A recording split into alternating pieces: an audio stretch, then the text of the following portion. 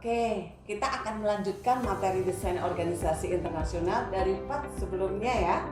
Nah, dari sisi global function design yang perlu diperhatikan lagi adalah global functional design untuk perusahaan menciptakan departemen atau divisi yang punya tanggung jawab global untuk fungsi organisasi secara umum.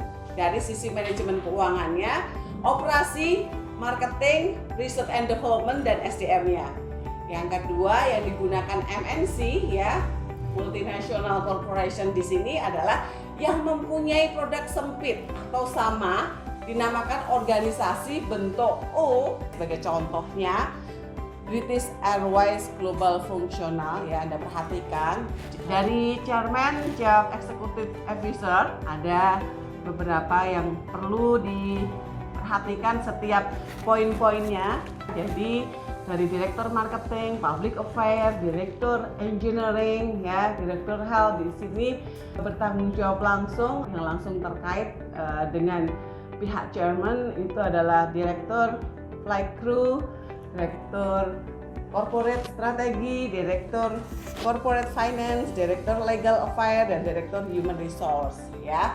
Nah, di sini bicara keuntungan dan kerugian lagi, ya. Dari sisi keuntungan terjadinya transfer expertise, ya, kontrol tersentralisir, fokus perhatian pada fungsi utama. Sedangkan kerugiannya adalah hanya untuk perusahaan yang punya sedikit produk atau konsumen, ya. Sebagai contoh tambang, ya. Koordinasinya masih sulit juga di sini. Duplikasi sumber daya kemungkinan terjadi juga. Nah, bicara global customer design, ya, the global customer design digunakan bila perusahaan melayani konsumen atau grup konsumen yang berbeda-beda, masing-masing dengan kebutuhan spesifik yang membutuhkan untuk keahlian atau perhatian khusus. Perhatikan juga contoh di sini Eastman Kodak Global Customer Design, ya, Anda bisa melihat bagaimana pembagian dari roadmap tugas-tugasnya, gitu ya. Oke, dari sisi global matic desainnya, di sini yang paling kompleks dari desain adalah hasil dari menambahkan salah satu bentuk desain organisasi yang ada dengan menambahkan grup produk spesifik terdiri dari anggota dan fungsi departemen yang sudah ada.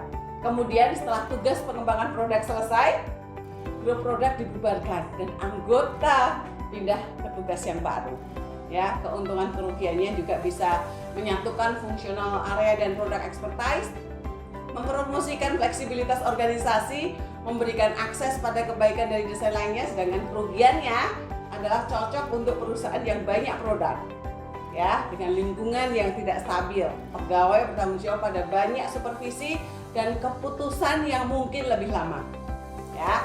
Sedangkan terkait global hybrid design, sebagian besar perusahaan menciptakan hybrid design daripada desain murni yang cocok dengan tujuan dengan memperhatikan ukuran, strategi, teknologi, lingkungan budaya, dan campuran elemen semua desain yang telah dibahas.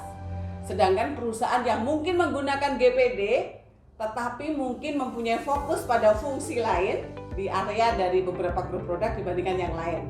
Pada 500 multinational corporation di sini yang terbesar tidak ada yang sama. Nah, kalau terkait koordinasi, ya, dari proses tersebut adalah proses menghubungkan dan mengintegrasikan fungsi dan kegiatan kelompok pada kegiatan kelompok yang berbeda, unit atau divisinya. Nah, di sini pasti diperlukanlah sebagai suatu kontrol, ya, proses pemantauan kinerja yang sedang berlangsung, membuat perubahan yang diperlukan untuk menjaga organisasi sesuai dengan kinerja yang dituju. Ya, perhatikan level kontrol di sini ada 3 poin, ya, ada dari sisi strategik, dari sisi organization control, dan dari sisi operational controlnya, ya. Sedangkan teknik kontrol yang penting ada accounting sistemnya, prosedurnya, dan performance ratio-nya.